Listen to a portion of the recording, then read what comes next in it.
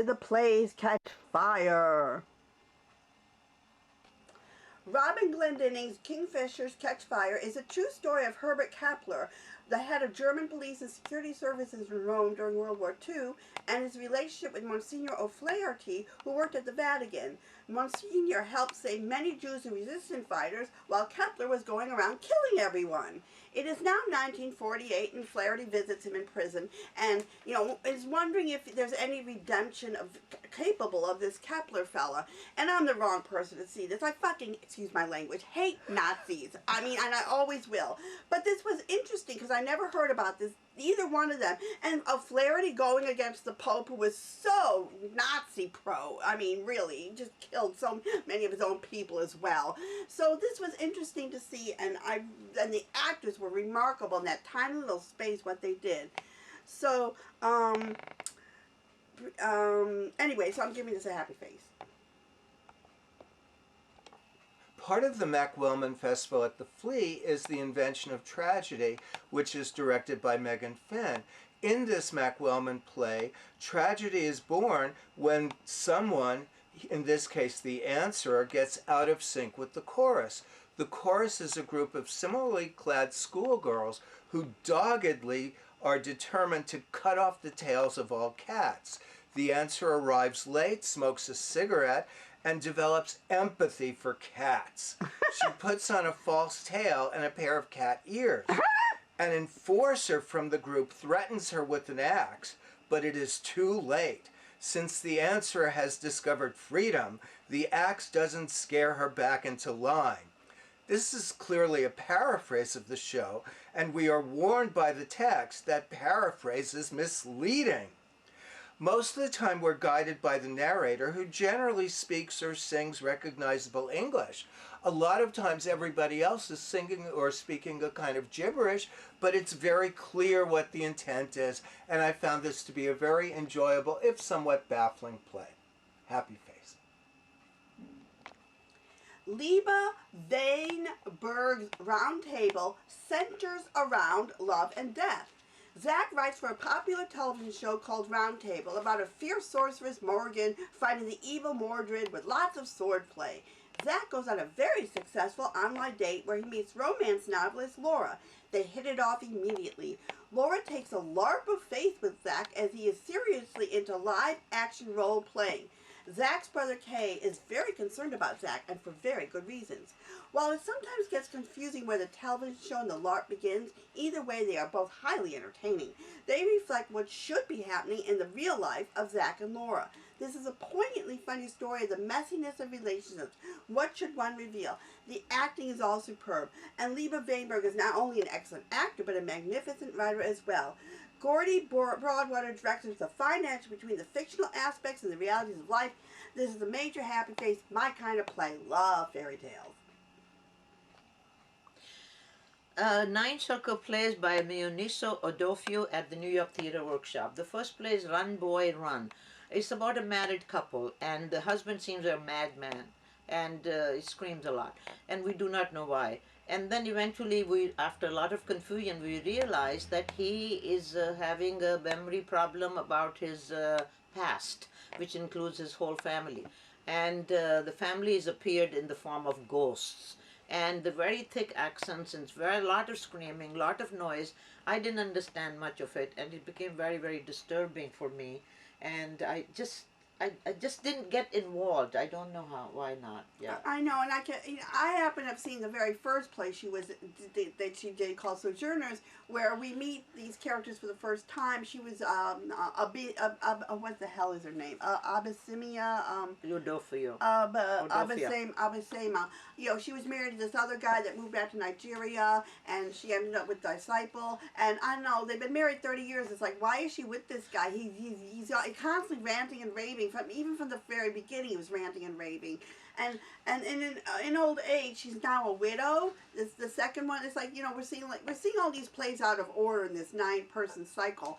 Now she's a widow, and Ron Canada comes to fix her floors and everything, and they develop a relationship. And I mean, but there was ghosts in that one too. This one, I think it was a husband. He was pounding and pounding. You couldn't hear the dialogue. I was getting such a headache. So it's like both of them had these distracting ghosts that kept you from listening to dialogue. Yeah, but you see, and this writer is so boring. I don't like her. I don't want to see any more. I cannot. And there's 9 of them. I know. I didn't understand one thing, that why the director did not say, could we stop this pounding on the walls because people will never be able to hear the dialogue. And how the actors can do, exactly, very distracting for them too to concentrate. And they were really good. I mean, and we must say that Patrice Johnson Siobhan, she's pretty good. She was same in both of the plays, and she I mean, this is 2 90-minute plays. This is like over 3 hours long. You are stuck there. 3 hours and a half, and you know, it's too much. It's too much noise, and especially in the first play with this memory, it should be subtle. It should be some kind of like poignancy in that. But you know, it wasn't. A very unhappy face for me. Me too. Sorry. A plus for the actors, but that's it. Jack Thorne in Sunday has managed to write the most boring play ever produced. A group of millennials get together in a book club situation to ostensibly discuss a book by Ann Tyler, but tangentially discuss and query other pretentious matters. And I was shocked. I was really impressed by the actors because they managed to be so good that the audience was, I've never seen this, palpably waiting for something to happen, waiting for the point of the play to be made, waiting for a reason for them to be staying there. But no reason ever comes. In the ladies' room line afterwards, we were all quite peeved. I said it was like waiting in the grocery line forever, only to realize you had brought the wrong items. They laughed. Unhappy plus. Plus is for the talented actors, but really, stay away. The Jazz Singer at Abrons Arts Center, created by Joshua William Gelb and Nehemiah Luckett, is not a stage presentation of the 1927 First Talkie starring Al Jolson. That film told the story of an immigrant Jewish cantor's son who runs away from his abusive fundamentalist father and strives to become a popular singing star. Years later, just before his Broadway debut, he returns home to sing Kol Nidre, the important Jewish Yom Kippur Day of Atonement prayer, in place of his dying father. And they do give you that much information about the show, but it's basically a meditation about the absence of black people from the movie and the movie's appropriation of this African-American music form to a Jewish singer. I thought it was very interesting as a lecture and a presentation, but I wish there was some way that we could still get, more of the original film and the, immigrant melodrama, as well as and Jolson material, because as problematic and racist as maybe his performance is, it was still incredibly talented and wonderful. So if there was some way to get that material along with putting it into the context of historical American racism, I would have been happier, but I still enjoyed what I saw.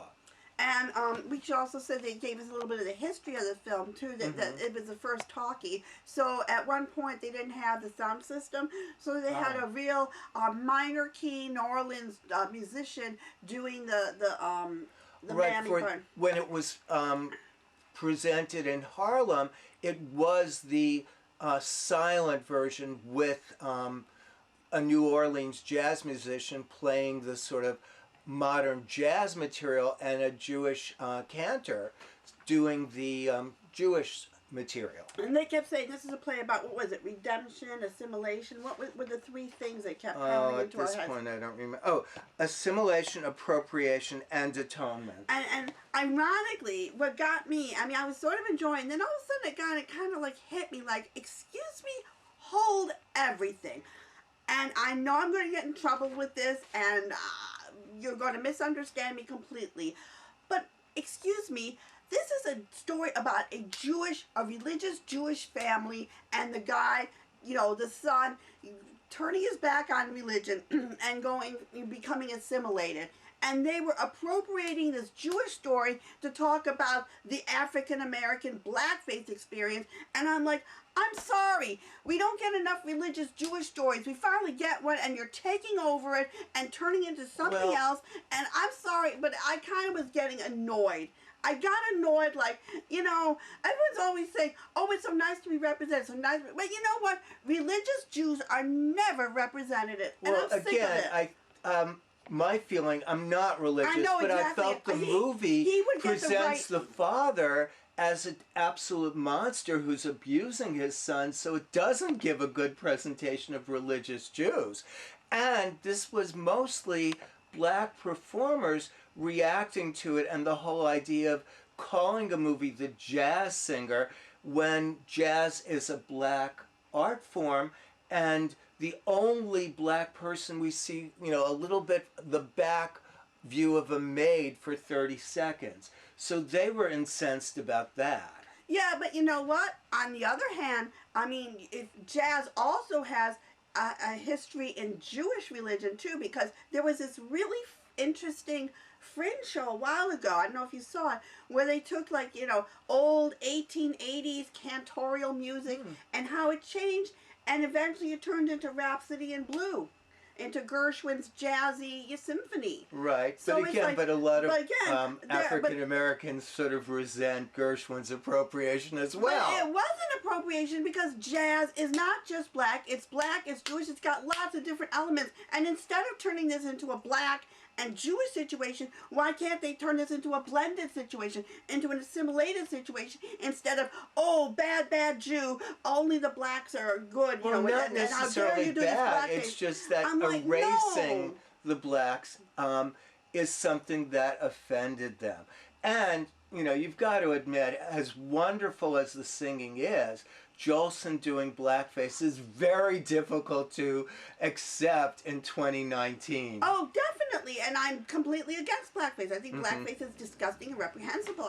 That's not, to me, it's just like, I don't know. Well, anyway, I clearly it's an interesting experience. It really is, and he would get and you should listen to him, because he got the right thing. I mean, I had my own. Well, again, you know, depending on where you're coming from, you'll have a very different take on this show. Exactly. But it's an interesting lecture. Yes, it really does get you thinking. So, yes. Peter Levine's Apple Table Penny is a family about poor Max, who loves to joke around and everything else, is getting dementia. And as the family finally realizes that, he's got a daughter and a son, and the daughter is having trouble with her husband, and her daughter doesn't like her new husband, and basically how they deal with a family with this guy having dementia. It's very sweet. Probably not for most people, but you know me, I love soap operas. I love this sort of thing. It's about it's a bit slow and draggy, but it just started. But it's a very sweet play, and Apple Table Penny is a test that you take to find out if you have dementia. So I would give it a happy face minus. And now for some interviews from Chasing Rainbows, first with Marc, the book writer, and then we'll have a musical excerpt showing Violet Tinnirello as Shirley Temple. Are with Marc, Acito. I am the book writer of Chasing Rainbows, The Road to Oz. Oh my gosh, what made you, how did you come up with this? It's such a brilliant idea, and it's such great timing. Thank you so much for thinking it's a brilliant idea. I'll accept that. It was brought to me by Tina Marie Casamento, who is our conceiving producer, and I was put in touch with her back in 2012, and no, what year is this? 6 years ago, for this 2013, and it turns out that the two of us share an interpretation of The Wizard of Oz, and particularly the idea of going over the rainbow as being a metaphor for going to heaven and for dealing with loss. and we both had childhood losses that we looked to the film as a way to be able to process that. And I had never met anybody who had had that same orientation towards the story. So it was an instant match that I understood how it is that she wanted to tell this story using the songs associated with Judy Garland, including the entire score of The Wizard of Oz, which we do use in the show. I know you even use the incidental music that normally nobody thinks about. Absolutely. You know, closer. Absolutely. The moment, right, you're out of the woods, you're out of the, etc. That's the optimistic voices for Emerald City that we use when Judy arrives at MGM, for instance. But the songs, like the movie Rocket Man, we repurpose the songs to be able to tell her story through other characters. So, for instance, Frank and Ethel Gumm, who are Judy's parents, they sing You Made Me Love You as a way of being able to explore the trouble in their marriage that gave birth to Judy's need to get that contract because she was trying to save her family. And it also puts it in a completely different light, because You Made Me Love You, we think of a lovesick person writing to Clark Gable, not a marriage in trouble. Exactly. These songs are really subject to so much interpretation, and we have some really great surprises that I think will really delight the audience, because we, like I said, we use songs that are very familiar to people, but they twist in a new way that I think will surprise people enormously. And add it to Dennis Jones' choreography, it's like, please, I'm over the rainbow. Oh, the thing about Dennis that I love, among many things, is his ability to work within the idiom of the time period, but he literally puts a twist on things. So you'll see that it doesn't just look like an old-fashioned MGM film. It evokes it, but there's always a modern twist, and that's exactly what we've been trying to do with the story, with the score, with the story, is to find ways in which they feels relevant and feels like it speaks to us today by taking this, working within the idiom of Hollywood, but giving it a new, fresh twist. I think that's why Liza Minnelli and the rest of the family have sanctioned the piece where they've never sanctioned anything before. And how perfect timing with the Judy Garland bio coming out right now. Absolutely. I'm very excited to see that bio. And I'm especially happy that we are a counterweight to that particular story, because they're dealing with Judy at the very end of her life in the final year, which, you know, is the thing I can tell you as a writer is that we tend to judge a story by how it ends, not by how it begins. And in the case of Judy, because her story ended so tragically, it colors the way we look at her life. But what we forget is the incredible ebullience and life force that actually animated her to last as long as she did, given the difficulties that she had to encounter. And that's the part of the life that we're really celebrating. We're celebrating that, I don't want to say indomitable life force, because eventually that life force was snuffed out too early. But it meant so much to so many people, myself included, in a very deep and meaningful way, that that part of the story gets lost, and we really want to explore that part of the story. Well, not just friends of Judy are going to like this one. It's going to be fantastic. Do you know, we had someone from China see the show, and I said to her afterwards, I said, had you ever seen The Wizard of Oz or heard of Judy Garland? And she said, no. And I said, well then, what did you think? How did you like it? I said, because certainly, I guess, could you relate to her as a teenage girl? And she said, I think everybody could relate to this because everybody has a dream. So I think, yeah, whether you know Judy Garland from, whatever way you encounter her, I feel like the story is offered up in a way that's fresh and new and different. Let's have me little ditty, swing it now, make music pretty, go nimble, go as quick, Shirley is a swinging chick.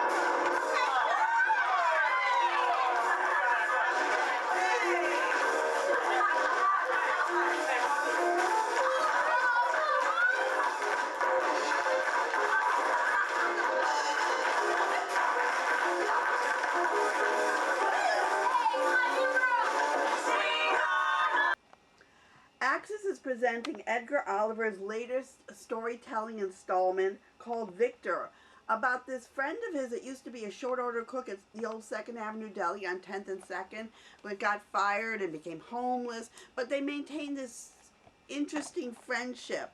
And Edgar Oliver is just the most amazing performer. He just rivets you with this way he tells a story, his hands, and you're just so drawn into it. And you get such a picture of Victor and his old neighborhood on 10th Street and the people that lived there. And if you are bothered by cockroaches, he has a great way for getting rid of them. And the music by Paul Carbonaro just adds to the whole mood of the piece. Anyway, it's fantastic. Go catch it. I had a chance to talk to the talented kids in Chasing Rainbows. Name you Francis?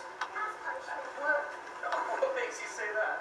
Mama only calls me Francis when I'm in trouble. We named you Francis because that's my real name. It is. And your middle name? Well, It's Mama's name. That way, wherever you are, will always be with you. forever and ever. All peace and all. We are with. Sophie Knapp, Molly Lyons, and Violet Tinnirello. And what parts do you play? I play Baby Gumm, or Young Judy Garland. I play Virginia Gumm, and I understudy these two. I play Shirley Temple and ensemble. Oh, have you been taking tap and singing and all that? So all three of us actually are in the same dance school, Shuffles. Yeah, and I've been taking tap since I was like 3. And how old are you now? I am 11. Wow. Yeah. And you get to play 2 parts. That must be hard.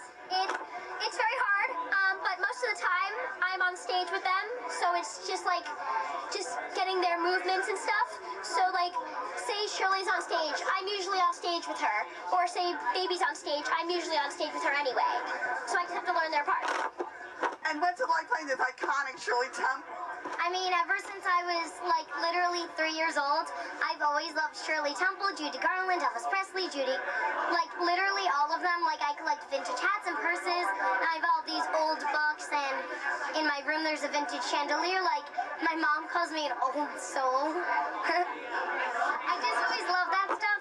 And it's funny because when I was 4 years old, before I was in Chasing Rainbows, my mom and dad took me to see Chasing Rainbows, and this is before this was like just when I started doing acting, but nothing to do with that. They just took me to see it at Goodspeed, just because I always loved this stuff, and I was like, I want to be her one day, and I'm in the show, which is just like mind-blowing. Dreams came true for you too as a grown-up Judy Garland. It's amazing. This show is like amazing, and it's such a dream to be in it again. At the York, they're doing a Cole Porter season of musicals and mufti. I just saw 50 Million Frenchmen, which was hysterical about American tourists in 1929 going to Paris to be naughty. Now they're doing the decline and fall of the entire world is seen through the eyes of Cole Porter, and then they're going to end up with Panama Hattie, which is an old Ethel Merman thing. So, major happy face. You'll find my review of 50 Million Frenchmen on the Facebook page. And now for plays we saw, or we would like to see, or are going to see. And the red asterisk means that it's a parody production. A stamp of approval. This Miss Julie apparently is fantastic, and it shows Miss Julie in a totally different light, and I really wish we could go see it, but I don't know if we can. But it's closing, let's see, October 13th, if you can see it.